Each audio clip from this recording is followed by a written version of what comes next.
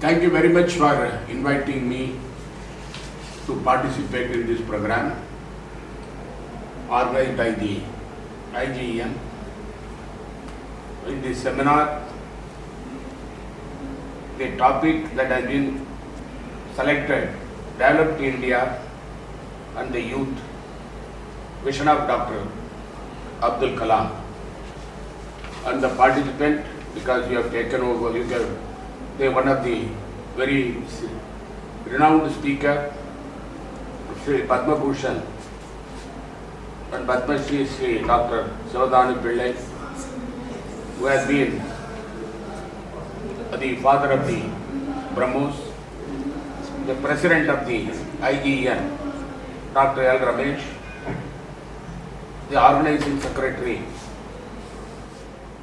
D. Gokul, Subhash Sri, organizing head of LSS, and other participants. See, the topic that has been taken for discussion is the Developed India, the Youth, and the Vision of Dr. Kalam.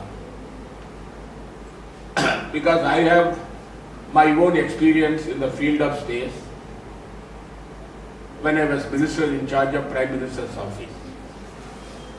In fact, I was holding the portfolio of space and atomic energy, and I learned a lot of things in both the areas when I was dealing with the subjects. In fact, I had an occasion to meet Dr. Kalam when he was a scientist. In fact, when he was nominated to the President of India post, I met him, I greeted him. At that time I was in Parliament. And moreover, Dr. Kalam, who is from the Tamil Nadu, came from a humble background and he became a stalwart in space technology and DRDO, and he was concentrating more on research work. And in fact, I attended some of his lectures. All his lectures were thought-provoking. And on this background, I would like to touch upon some certain issues which as a minister in Government of India I had knowledge. In fact, the Dr. Kalam had a vision for our country. He wanted to make India one of the mighty power, not only in a literal sense, but also in the science and technology. That was his dream. And he wanted the younger generation to embrace these ideas, then alone the country will march forward. Therefore, wherever he went, he was concentrating more on the science and technology and development. In fact, he had a passion for the space research and also atomic energy. Now today's youth, India's youth, I found when I attended some of the exhibitions organized by various institutions, younger generation, they are very bright and they do innovation even at the younger age. That is the India's strength. In fact, whenever I interact with those young boys and girls, they have got lot of knowledge on innovation and also in science. This is one of the important aspect of Indian basic foundation for the science and technology. Because I found IGN is concentrating on various areas in the field of energy and cleanliness and also UN, the development goal, and they have been doing a lot of work on that, and I congratulate them and thank them. In fact, the India, though we have lot of potential for creating knowledge in the field of science and technology, whether it is agriculture, whether it is industrial innovation, whether it is research, scientific research. Unfortunately, in fact, I raised it in the parliament when I was a member of parliament. Even now I am telling that our India's, the contribution, central government contribution for innovation is very meager. If you take the case of United States, they are spending minimum 33% of their budget for innovative works. India, it is not even more than 0.6%. In spite of it, we produce lot of scientists, but unfortunately we are not utilizing their knowledge. They are going abroad and they are working for other countries for their development. We are not utilizing our Indian brain for the purpose of the developing our country in the field of science and technology innovation. In fact, our people, our scientists, our younger generation are second to none in bringing new technologies in the world. And another bottleneck I found in our Indian system of innovation, whenever in the laboratory the innovations are made and new innovation is found, taking it to the land from lab to lab, it takes long time. But it is not the case in other countries. Therefore, we have to concentrate on two important areas which Dr. Abdul Kalam had a vision to make India as a scientific country. In fact, when Rajiv Gandhi was the Prime Minister, he gave lot of importance for innovation and science and technology. Thereafter, the respective governments have not concentrated more on innovation, and the focal point for, in fact, whenever when I see our Honorable Prime Minister is addressing the scientists, see Narendra Modi while addressing the scientists, he is also making that the focal point, and he tells that in our country we have to utilize the knowledge that is available, and we should make India as a very powerful country. Because whether, especially in the field of army, the kind of the innovation that has been found in India by our scientists in DRDO is second to none. Moreover, the thrust that has been given by our Prime Minister for the Make in India program, and also the bringing innovation at the doorstep of the people is also laudable.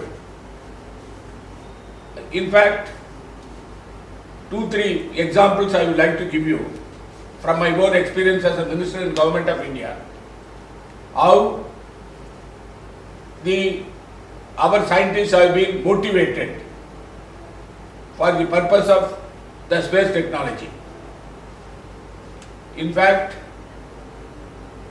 at the time when cryogenic engine, which was required for the launching the space vehicle, when we were depending upon Russia.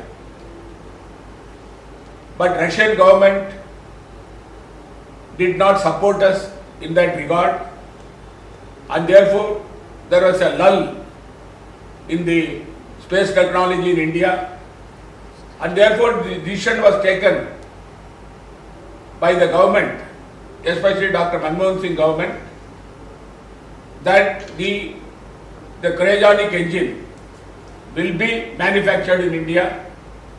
Our scientists will work for it, and we will create our own the cryogenic engine for the purpose of launch pad. and innovation took place, and ultimately India succeeded, and we were able to use our cryogenic engine for our space program. This is my practical experience with our own scientists. In fact, in one occasion, in 2012 or 13, I do not know the exact year, two of our successive space launches have failed. There was a lot of criticism from various quarters,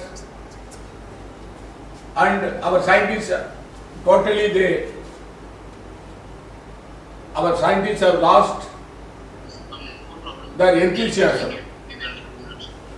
Therefore, I met Dr. Manmohan Singh when he was Prime Minister, and Dr. Manmohan Singh told me, because I was also upset. It did not happen, it never happened in the 8-year period. Therefore, Dr. Manmohan Singh told me that the innovations failed, but we should encourage the scientists. Then I was deputed by Honorable Dr. Manmohan Singh to go to Mumbai, to go to Trivandrum, to go to Bangalore, wherever the space research work was going on. I interacted with the scientists, and thereafter 5 successful launches took place, because in science, innovation and development of new technology, there will be failure, but we should not lose heart in that. That was the lesson I learned from Dr. Manmohan Singh at that time. The second one was the Kodangulam, the power project, nuclear power project. It was developed with the Russian technology in collaboration with the Russian government. When the project was to be operated, there were a lot of objection, lot of demonstration. They said it will destroy the ecosystem, the lives will be lost, and the people will lose their livelihood, fishermen will lose their livelihood, agriculturists will suffer, and the people will not be able to live there. All these things have been created by vested interest. More than 10,000 people gathered to stop the project. The government of India spent more than 25,000 crores for the project. It was 2,000 megawatt project. The cost of production was only 90 paisa per unit. Then Honorable Prime Minister Dr. Manmohan Singh called me and he said that you go and talk to the scientists. I went there personally.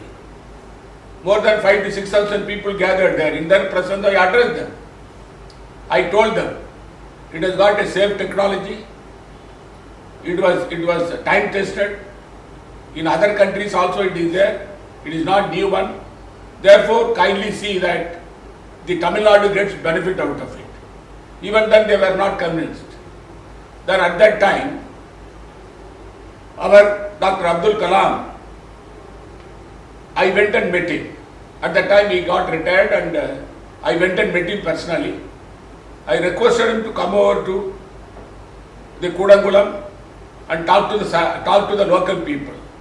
He accepted my invitation. He came with me. He went and convinced those people who have been agitating, and they were all satisfied to a certain extent. But even then, the things did not materialize. And we took a decision to go ahead with the project. Today, the project is going on. There was no casualty. More than now 2,000 megawatt power is being produced. Now, third and fourth phase is going on. This is my second the experience in the field of atomic energy. The another one is about the space program, the Mars program, which was a dream of our scientists. In fact, the Mars mission was envisaged by the then UPA government, and the proposal was put forth. I moved the proposal in the cabinet. The cost of the project was 500 crores. Lot of ministers, our honorable ministers opposed it. After hearing all of them, including finance minister, after hearing all of them, Dr. Manmohan Singh told in the cabinet that the Mars mission will go on. Our scientists were ready and the project has to be implemented. Then within 6 months the project was ready, and in fact in the month of September it has to be launched. When I launch it in September, it will come near the in the globe, it will come near our country.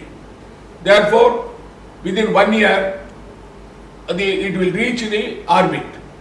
Therefore, it was launched successfully, and thereafter, when the new government came, Honorable Prime Minister Narendra Modi addressed the people in the first year of its achievement. But like that, I had a lot of experience because today India is in the forefront in the field of space, in the field of atomic energy, and also in several innovations have been made in various defense projects in our country. Therefore, our country, our scientists are doing the wonderful job for the purpose of developing the economy of our country, for the livelihood of the people. But new technologies nowadays are coming. New technologies are coming. We should not depend upon the existing, the same old technologies. When new innovations come, our government, the government of India, should concentrate more on that, because when the Prime Minister says only everything should be manufactured in India and we should make innovation within our country, we should not depend upon other countries. I welcome that move. In fact, then alone we will be able to concentrate on science and technology, and our young scientists will get opportunities. And the vision of Dr. Abdul Kalam to make India in 2025 a globally the advanced country, we will reach that level. Therefore, because for the young scientists, young boys and girls, and also the people who are in the scientific field, the science and technology now today is required in every field of our life. Therefore, the government of India and also state government should be encouraged. It is not only the government of India's job. The state government also, the state governments also should be the supporting the government of India in the field of science and technology, and then alone we will be able to achieve the vision of the dream of Dr. Abdul Kalam, who is the doyen of our country, who lived for the people of this country, who had a passion for the scientific innovation and development. And with this observation, I conclude. Thank you very much.